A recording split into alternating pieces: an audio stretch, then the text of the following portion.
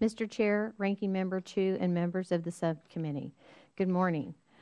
I am Rosanna Privateer Biondo, President of Mark I Electric Company, headquarters in Kansas City, Missouri. Our company does both prime and subcontracting work. I concede the issues from both sides. Today, I'm testifying in the capacity as President of Women Construction Owners and Executives, WCOE. Our mission is to create contracting opportunities for our members. Our members are women.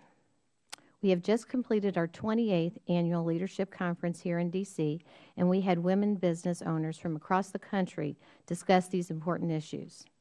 Let me begin with size standards. The SBA size standards in construction are based on either revenue or number of employees. We at WCOE like the SBA's office to change the process from revenue to number of employees. Here is why.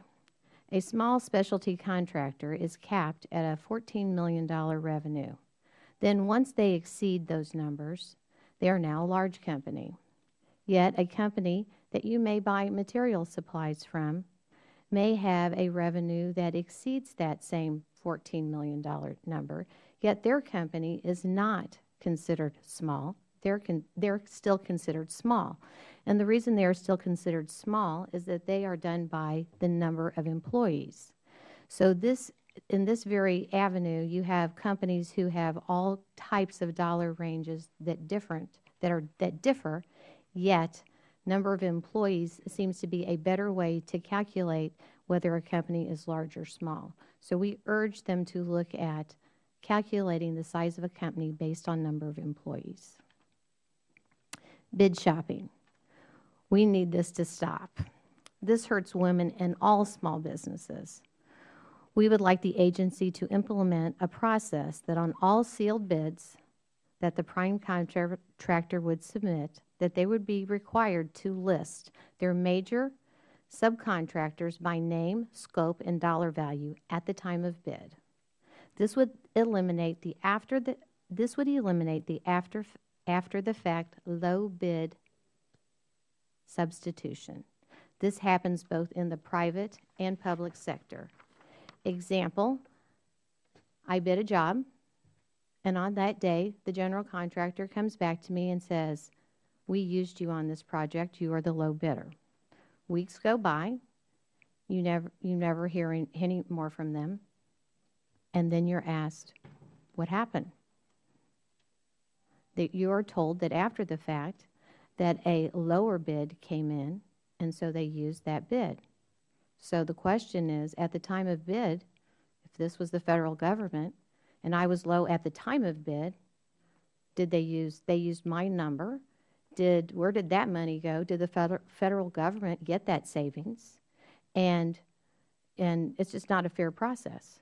So we would like to see, again, I'll say it again, we would like to see on sealed bids that the majority subcontractors be listed by name, value, and scope of work. This would give the contracting officers the ability to police this through their contract process, and this would help small businesses of all kinds.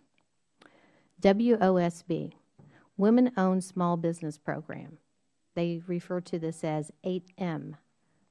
This was implemented last year.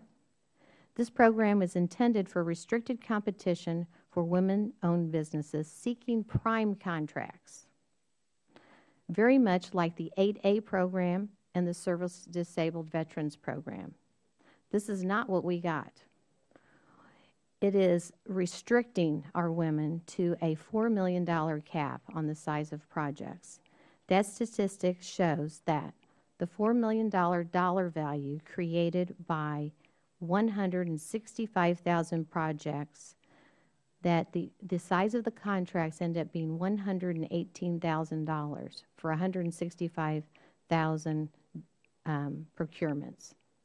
Well, companies that do $118,000 may or may not make a few $1,000s at the end of the day. That is not a way to grow new businesses, and especially for women. The women have waited 11 years for this program to be enacted, and then we're being capped right out of the chute. But the other two, 8A and Service Disabled Vets, are not. And just to give you some further statistics, contracts that are over the $4 million value created about 2,125 projects with a base contract of $16.6 million. This is what women need to grow their companies in order for them to become more successful, not this $4 million cap. Now, we understand that this has already started to be addressed, but we urge you to remove these caps. Retention and bonding. In the federal government contracting, it says that retention is at the discretion of the contracting officer. We think that retention should only be held on work in question and nothing else. We feel that if a bond is in place, for sure no retention should be held, as that is double dipping. The bond should protect the owner. Bundling. Bundling, or the grouping together of different requirements into one enormous contract. They may or may not, let me start over. Bundling, or grouping together of different requirements into one enormous contract, means small businesses cannot compete as primes. They may or may not be getting subcontracting work, but do not get prime work. However, the current unbundling rules do not apply to new construction contracts. So many small construction firms don't get the protection given to the small business in other industries. We need these protections. Bundling hurts the women-owned business. And in conclusion, given the importance of contracting, WCOE, we applaud Chairman Graves for introducing the Government Efficiency Through Small Business Act of 2012. We also express our support and thanks to you, Chairman, for introducing H.R. 3893 on subcontracting, and you, Ranking Member Chu, for your work on mentor-protege programs. We also want to thank the Congressman Hanna for his bonding bill and the other committee members who have been or in the process of introducing small business contracting legislation. Thank you.